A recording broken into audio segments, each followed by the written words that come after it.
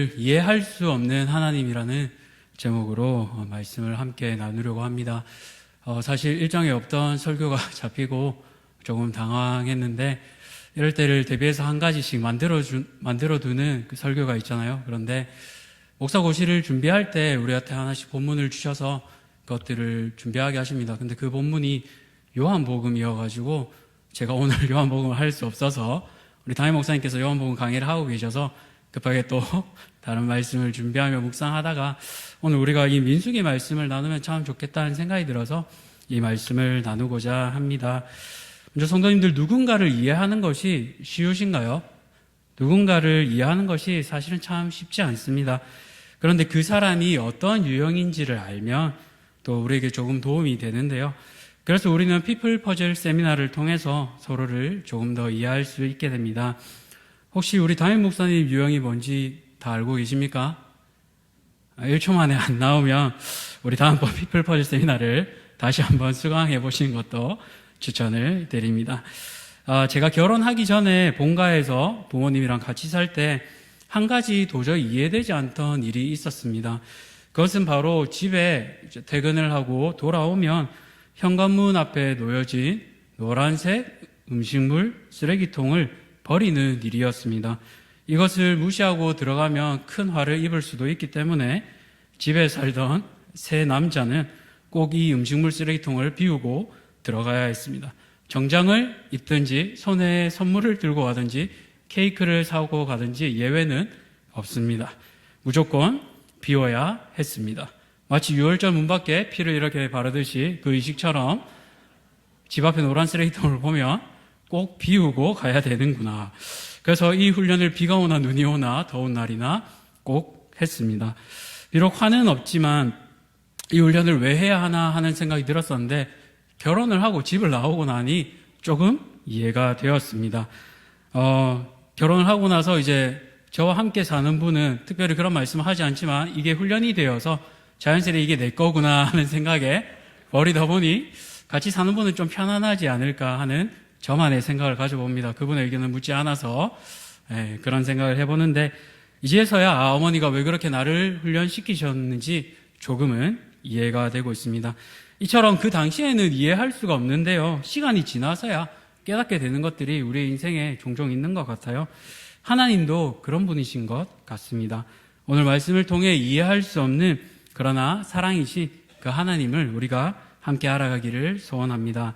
우리가 함께 보는 이 말씀 민수기는 출애굽한 이스라엘 백성이 38년 동안 광야에서 방랑하다가 요단 동편 모압 평지에 도착하기까지의 그 과정을 그린 유랑의 역사가 적혀져 있습니다.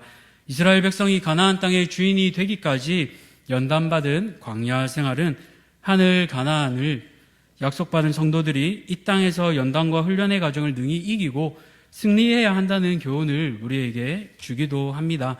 그래서 이 민수기의 배경을 보시면 1장 1절에 나오는데요. 민수기 1장 1절의 배경을 한번 보시기 바랍니다. 이스라엘 자손이 애굽 땅에서 나온 후 둘째 달 첫째 날에 여호와께서 시내 광야 회막에서 모세에게 말씀하여 이르시되, 즉 출애굽하고 2년 2월 1일에 이제 이 일들이 진행되는데요. 하나님께서 모세에게 또다시 이렇게 말씀하십니다. 2절을 보시면 너희는 이스라엘 자손의 모든 회 중 각 남자의 수를 그들의 종족과 조상의 가문에 따라 그 명수대로 계수할지니라고 말씀하고 계십니다. 여기서 우리는 이 민수기의 뜻을 알 수 있는데요. 하나님께서는 출애굽한 후에 모세에게 백성들의 수, 그것도 회중을 계수하되 20세 이상으로 싸움에 나갈 만한 모든 사람을 세어라고 하셨습니다. 이것을 통해 알 수 있는 것은 바로 광야는 이스라엘 백성들이 하나님의 백성으로 특별히 군사로서 준비되는 시간이라는 것을 의미합니다. 그래서 이 민수기를 크게 1장부터 36장까지 나눠보면 이렇게 분류할 수 있습니다. 먼저 1장에서 10장까지는 하나님의 군대로 조성되는 것, 오리엔테이션이 되는 것이고요. 11장부터 25장까지는 군대가 되지 못하고 반역하며 흩어지는 것, 디스오리엔테이션이 됩니다. 여기서 출애굽 1세대가 끝나고요. 그러나 하나님께서는 또 포기하지 않으시고 출애굽 2세대를 준비시키셔서 그분의 백성들을 군사로서 다시 빚어가십니다. 리오리엔테이션. 그래서 이 모든 것들이 민수기 가운데 군사로서 준비되었다가 실패하기도 하다가 다시 빚어가시는 그 과정을 민수기를 통해 알 수 있습니다. 이처럼 군사로서 준비되고 훈련되는 것은 군사적인 무장에만 있지 않는데요. 우리는 이 민수기 말씀을 통해 이스라엘이 하나님의 군대로 세상 속에서 이기는 길이 무엇인지를 확연하게 알 수 있습니다. 그것은 바로 하나님의 말씀에 온전히 순종하는 것입니다. 이것을 민수기의 히브리어 제목을 통해서도 우리가 알 수 있는데요. 민수기의 히브리어 제목은 베미드바르입니다. 베는 어디에서라는 전치사이고 미드바르는 광야에서라는 뜻이 있습니다. 즉 베미드바르, 광야에서 하나님께서 어떻게 하신가를 알 수 있는데, 이 광야라고 불리는 미드바르도 다시 나누어 보면 그 안에 다바르라고 하는 뜻을 품고 있습니다. 이 다바르는 구약에서 명사로 1400번, 동사로 1000번 이상 쓰일 만큼 가장 많이 쓰이는 단어인데요. 바로 말하다라는 뜻이 있습니다. 여호와께서 말씀하시되 누가 말할 때 이 다바르라는 뜻이 있습니다. 그래서 광야는 하나님께서 말씀하시는 장소며 또 하나님의 백성이 누리는 이 말씀에 순종함으로 하나님의 군사로 훈련받는 것을 의미합니다. 특별히 이 광야 같은 세상을 살아가는 우리 성도님들도 오늘 우리 공동체에게 주시는 말씀을 통해 우리가 그 말씀에 순종하는 모든 대항의 가족들 되시기를 바랍니다. 근데 오늘 민수기 본문을 보시면요, 하나님이 좀 너무 하시는 것 같아요. 뿐만 아니라 이해할 수 없는 그런 장면이 보이는데요. 첫 번째로 이해할 수 없는 하나님은 죄에 있어서는 작은 것도 그냥 넘어가지 않으시는 하나님이십니다. 오늘 본문 32절에서 36절을 보시면요, 안식일에 나무를 한 사람과 그에 관한 처벌이 나오고 있습니다. 먼저 32절을 보시면 이스라엘 자손이 광야에서 거류할 때 안식일에 어떤 사람이 나무를 하는 것을 발견하게 됩니다. 어떤 한 사람이 특별한 날인 안식일에 나무를 하게 되는데요. 이 나무하다라고 생각하니까, 우리가 한글로 생각하니까 벌목하고 도끼를 직접 찍어서 나무하다라고 생각할 수 있는데요. 원어를 보시면 모으다, 수집하다라는 뜻이 있습니다. 영어 번역본에도 그렇게 나와 있는데요. 즉 땔감을 이렇게 모으거나 나뭇가지를 주워오는 그런 것을 뜻합니다. 그런데 이렇게 나무를 한 사람을 어떻게 할지 모를 때 하나님께서 모세에게 그 처리 방법을 말씀하십니다. 35절인데요. 우리 함께 한번 읽어보겠습니다. 시작. 여호와께서 모세에게 이르시되 그 사람을 반드시 죽일지니 온 회중이 진영 밖에서 돌로 그를 치일지니라. 아멘. 성도님들, 과연 나뭇가지를 좀 모은 일이 그렇게 죽을 일일까요? 사람의 재산을 훔치거나 살인을 하거나 하면 이해가 됩니다. 그런데 나무를 직접 한 것도 아니고 나뭇가지를 주우러 다닌 거예요. 근데 그것 때문에 죽이라고 하시는 하나님, 좀 너무하신 분 아닙니까? 그런데 오늘 본문의 앞절을 살펴보시면 또 왜 이렇게 말씀하시는지 이해가 됩니다. 앞서 우리가 전체 읽은 이 15장은 가나안 땅에 이스라엘 백성이 들어가서 하나님께 제물을 드리는 방법에 대해서 계속해서 설명하고 있습니다. 그리고 부시 중에 죄를 지은 사람이 어떻게 해야 할지를 24절에서 말씀하고 계시고, 30절부터 31절, 우리가 읽은 32절 앞에 바로 그 부분에서는 고의로 죄를 범하는 자에게 어떻게 해야 되는지 강하게 말씀하고 계십니다. 30절을 보시면요, 본토인이든지 타국인이든지 고의로 무엇을 범하면 누구나 여호와를 비방하는 자니 그의 백성 중에서 끊어질 것이라 라고 말하고 있습니다. 이스라엘 사람이든지 이방인이든지 고의로 죄를 짓는 사람은 하나님을 비방하는 자다라고 얘기했습니다.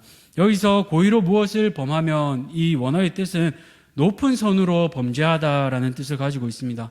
높은 손, 즉 이 손을 높이 들어 올린다는 것은 창을 쥐거나 전쟁용 도끼를 높이 든 것을 의미합니다. 다시 말해 이미 공격할 준비가 되었다라는 것입니다. 이 공격의 대상이 누구입니까? 사람이 아니라 하나님을 공격할 준비가 되어 있는 것입니다.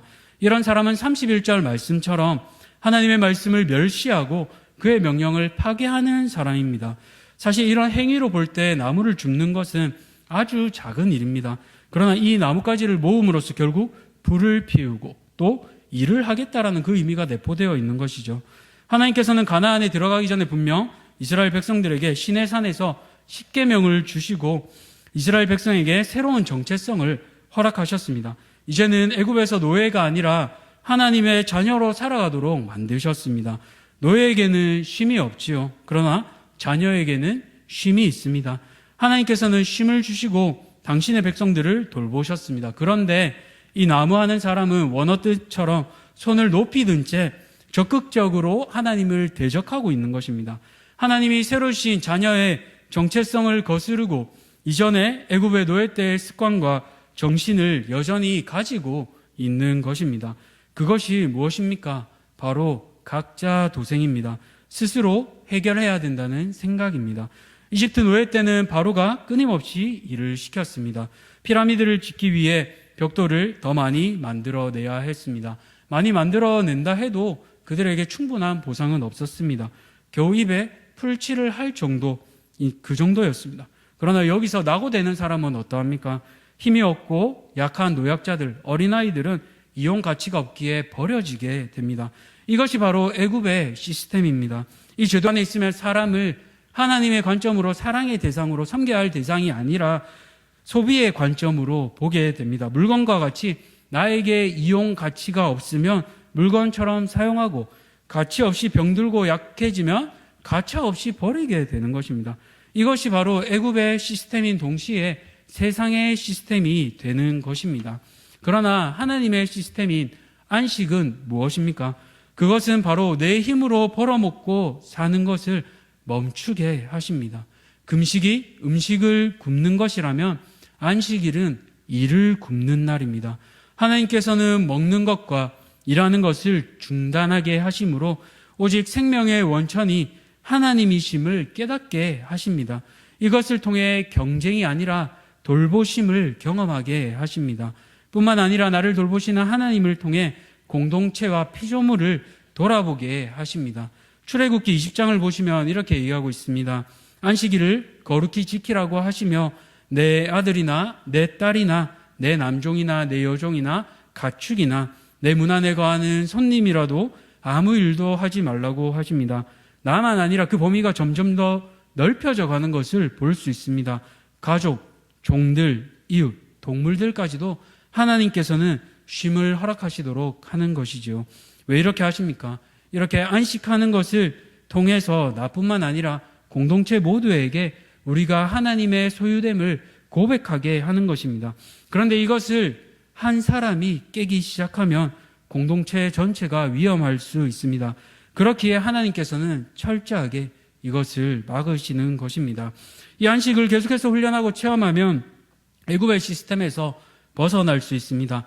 아, 내 힘으로 사는 것 아니구나. 하나님께서 먹이시고 입히시는구나 라고 고백할 수 있죠. 그런데 이 일에는 직접적인 경험과 나의 고백이 필요합니다.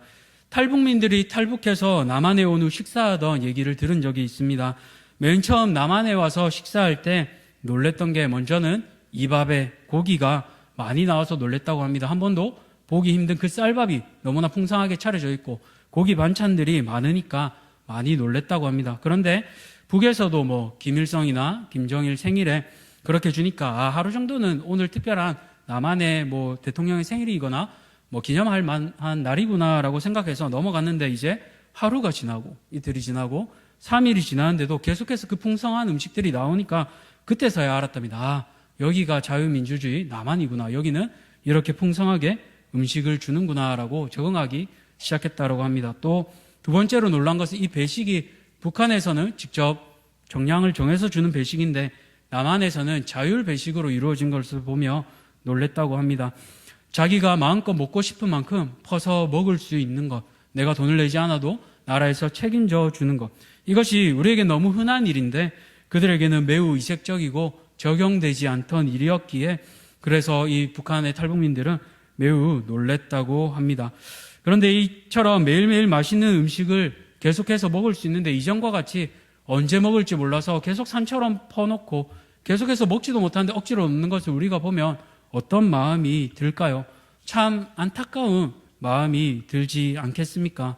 하나님 보시기에 이 나뭇가지를 줍는 일도 마찬가지입니다. 하나님께서 아버지 되셔서 고아가 아니라 직접 자녀처럼 먹이시고 입히시는데 그 아버지를 손을 높이 든 채 강력하게 밀어내는 것, 너무나 슬픈 일이지 않습니까? 하나님을 적극적으로 거부하는 것, 그것은 바로 죄입니다. 이처럼 죄는 하나님을 밀어내게 하는 동시에 하나님으로부터 벗어나게 합니다. 하나님께서는 거룩한 분이시기에 죄를 결코 용납하실 수 없습니다. 이런 사람은 거룩한 하나님의 전에서 끌고 나가 수많은 사람들의 돌팔매질로 도리싸여 그 속에 생을 끝내게 됩니다. 사랑하는 성도님들, 우리에게 마치 내일 밥이 없는 듯 그렇듯 우리는 살아가지 않고 있습니까? 왜 그렇게 살아갑니까? 바로 애굽의 DNA가 우리 안에 남아있기 때문입니다. 애굽의 DNA, 북한처럼 누구도 내 밥을 챙겨주지 않는다고 생각하기에 이런 일을 할 수밖에 없습니다. 각자 도생해야 되고 그 누구도 챙겨주지 않는 것 같습니다. 내 것은 내가 챙기지 않으면 살아남을 수 없을 것 같습니다. 그래서 매일매일 긴장한 채 어디에선가 또 어떻게 내가 입에 풀칠을 해야 되나, 또 어디서 나뭇가지를 가져와야 하나라는 생각을 하며 살아가는 것입니다. 그런데 하나님께서는 각자 도생이 아니라 안식을 말씀하시고 안식을 허락하고 계십니다. 안식일에 더욱 힘써 일을 하라가 아니라 안식일을 기억하여 거룩히 지키라고 말씀하십니다. 왜 하나님께서 일 대신 안식하라고 하십니까? 하나님께서 책임지시기 때문입니다. 하나님께서는 이 광야 생활을 통해 애굽물을 확실히 빼시길 원하셨습니다. 애굽의 DNA가 아니라 하나님 나라의 백성으로서, 군사로서 그 정체성을 먼저 확립하시길 원하셨습니다. 그 훈련이 군사로서 우리 안에 먼저 이루어져야 하는 것입니다. 그 마인드가, 우리 안에 소프트웨어가 먼저 장착되지 않으면 제 아무리 겉모습이 멀쩡해도 소용없습니다. 사랑하는 성도님들, 오늘 나에게 나무 줍는 일은 무엇입니까? 여전히 하나님께서 먹이시고 책임지신다고 말씀하시지만 신뢰하지 못하고 내 스스로 발버둥 치며 애쓰는 일은 무엇입니까? 하나님께 다 맡겨드리기 바랍니다. 너희 짐을 다 맡겨라. 그래야면 그가 이루시고, 이 말씀처럼 하나님을 신뢰하고 나아가는 성도님들 되시기를 바랍니다. 두 번째로, 오늘 이해할 수 없는 하나님의 모습을 만나게 되는데요, 그것은 죄인인 우리를 귀하게 여겨주시는 하나님이십니다. 하나님은 이제 모세에게 또 새로운 명령을 하시는데요, 오늘 본문 38절을 보시면 이스라엘 백성들이 옷단귀에 청색 술을 달도록 하십니다. 이 술은 장식인데요, 머리를 딴 것과 비슷합니다. 사진을 한번 보여주시겠습니까? 이 술을 다는 것은 고대 사회에서 왕족 혹은 귀족을 뜻합니다. 다른 일반 사람들과 차별성을 두는 것인데요, 하나님께서는 이스라엘 백성이 모두 이 옷에 술을 달게 하심으로 왕족처럼 귀하게 여겨주십니다. 그뿐만 아니라 끝에 보시면 청색 끈을 달게 하시는데요, 지금이야 우리가 이런 색감이 있는 옷을 구하는 것이 어렵지도 않고 그렇게 비싸지도 않습니다. 그런데 고대에서 이 색은 왕족에게 쓰인다고 했습니다. 특별히 이 당시에 청색을 내는 물감은 그 당시 이스라엘과 레바논 근처에 사는 바다 달팽이에서 채취되었다고 합니다. 구하기도 어렵고 12,000마리, 한 마리도 아니고 두 마리도 아니고 12,000마리의 달팽이를 잡아야 그 가운데 고작 1.4g의 청색 물감을 얻을 수 있었다고 합니다. 그렇기에 이 청색은 매우 귀한 색일 뿐만 아니라 구하기도 어려웠던 고급 색감이었습니다. 왜 이 청색실을 달게 하셨습니까? 그것은 하나님께서 이 청색실을 통해서 이스라엘이 하나님 앞에 매우 소중하다라는 것을 이스라엘 백성들에게 알려주시고 싶으셨습니다. 민수기의 앞선 사건들을 보면 14장에서도 그렇고 하나님 앞에서 계속해서 불순종하며 애굽으로 돌아가려고 하고 반역하던 그 모습들이 나옵니다. 그러나 하나님께서는 오래 참으시고 인내하실 뿐 아니라 이 의복을 통해 얼마나 사랑받는 자들인지 깨닫게 하셨습니다. 그래서 하나님께서는 이들이 더 이상 다치지 않기 원하셨기에, 죄짓지 않기 원하셨기에 이 술을 두고 계속해서 하나님의 말씀을 보도록 하셨습니다. 지금도 유태인들은 이 술을 각자의 장식에 달고 있는데요, 이 옷에 달린 술을 봄으로써 방종하며 자신의 마음과 눈의 욕심을 따라 음행하지 않도록 당부하셨습니다. 대신에 하나님의 모든 계명을 기억하고 준행하도록 하셨습니다. 사진을 한번 볼까요? 보시면 유대인들은 지금도 저렇게 옷을 입고 있습니다. 흰색으로 된 게 기도보라고 해서 기도할 때 하는 것이고, 보시면 옷 끝에 내단귀에 아까 말했던 청색 그 술을 달고 있습니다. 이 술을 통해서 하나님께서는 구별되게 하시고 하나님의 사랑받는 자녀로서 이제는 남들 앞에 보여주신 것입니다. 다른 이방 백성들을 만날 때마다 저 옷들을 통해서 저들은 나는 하나님의 구별된 백성이야, 나는 하나님의 사랑받는 자녀야 라는 것을 옷을 통해 볼 수 있는 것입니다. 하나님께서는 이전에 계속 죄짓던 이 이스라엘 백성을 신분을 완전히 바꾸어 주십니다. 우리가 잘 아는 베드로전서 2장 9절에서 10절 말씀을 보시면 이렇게 얘기하고 있는데요. 우리 한번 함께 읽어볼까요? 시작. 그러나 너희는 택하신 족속이요 왕같은 제사장들이요 거룩한 나라요 그의 소유가 된 백성이니 이는 너희를 어두운 데서 불러내어 그의 기이한 빛에 들어가게 하신 이에 아름다운 덕을 선포하게 하려 하심이라. 너희가 전에는 백성이 아니더니 이제는 하나님의 백성이요 전에는 긍휼을 얻지 못하였더니 이제는 긍휼을 얻은 자니라. 아멘. 이처럼 하나님의 백성을 어두운 곳에서 빛의 나라로 불러냄을 받은 자들입니다. 하나님께서는 사랑하는 자녀들을 여전히 오늘도 찾으시고 불러내어 주십니다. 특별히 오늘 우리 교육부사에서는 전도 축제를 가졌습니다. 왜 우리가 믿지 않는 자녀들에게 복음을 전하고 이렇게 교회로 오라고 합니까? 우리가 먼저 이 복을 받았습니다. 우리를 왕족처럼 귀하게 여겨주시는 하나님, 그 하나님은 비싼 옷으로도 돈으로도 해결할 수 없는 죄의 문제를 해결해 주셨습니다. 우리 모두 죄의 권세 아래 우리가 죄를 지으며 앞서 본 것처럼 돌에 맞아 죽을 수밖에 없었지만 이제는 하나밖에 없는 아들 예수님을 내어주셔서 그 예수님이 우리를 대신해서 돌 맞고 죽어주셨습니다. 그 예수님이 십자가에 못 박혀 우리 대신 자신의 생명을 내어주셨습니다. 나무를 주우러 간 건 우리인데 우리 욕심대로 산 우리를 처벌하지 않으시고 이제는 자신이 사랑하는 그 아들을 내어주셔서 그 사랑을 우리에게 허락해 주셨습니다. 이것이 바로 이해할 수 없는 하나님의 사랑입니다. 그 하나님의 사랑을 입은 자들은 앞서 본 것처럼 구별된 자들입니다. 세상 사람들이 우리를 볼 때 하나님이 우리에게 메어주신 그 청색수를 보게 됩니다. 아, 저 사람 예수 믿으니까 확실히 다르구나. 저 사람에게는 사랑이 있구나. 그것을 세상 사람들에게 나타낼 수 있어야 합니다. 저는 그것을 한 이야기에서 찾았습니다. 일본의 한 크리스천 부부가 작은 잡화점을 운영하고 있었습니다. 아내는 친화력이 좋았기 때문에 그 가게는 문전성시를 이루었습니다. 그런데 어느 날 이 집이 장사가 너무 잘 되다 보니까 주변 가게가 계속해서 문을 닫게 되는 거예요. 그래서 어느 날 남편이 아내를 보며 얘기했습니다.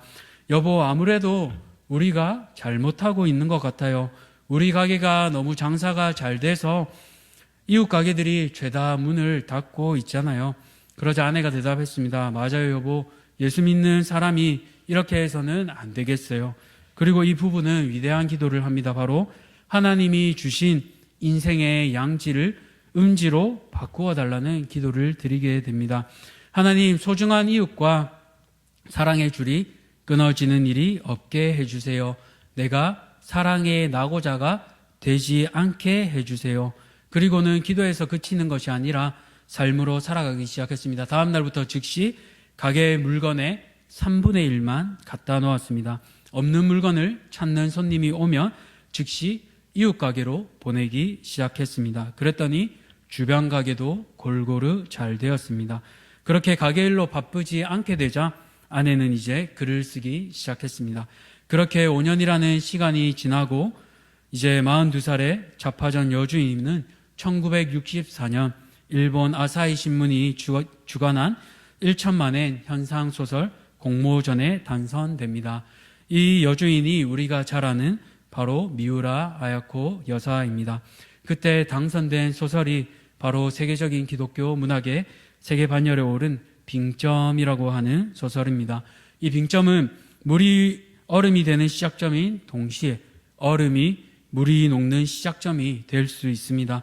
우리가 얼마나 높은 위치에서 서 있는가 보다 어디를 바라보느냐가 중요하다는 것을 알려주고 있지요.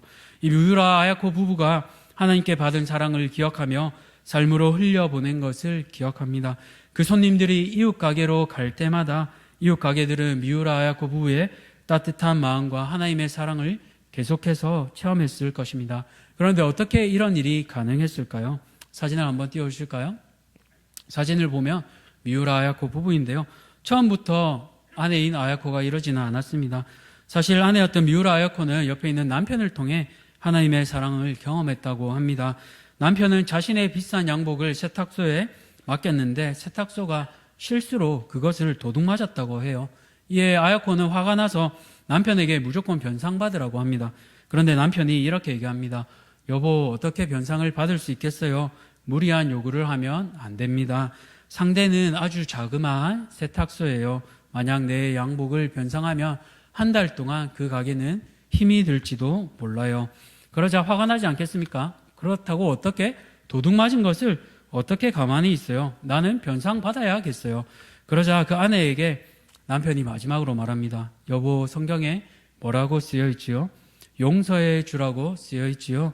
용서한다는 것은 상대가 잘못을 저지른 때가 아니면 결코 할 수 없는 일이에요. 우리에게 이 기회가 왔을 때 우리가 용서해 줍시다.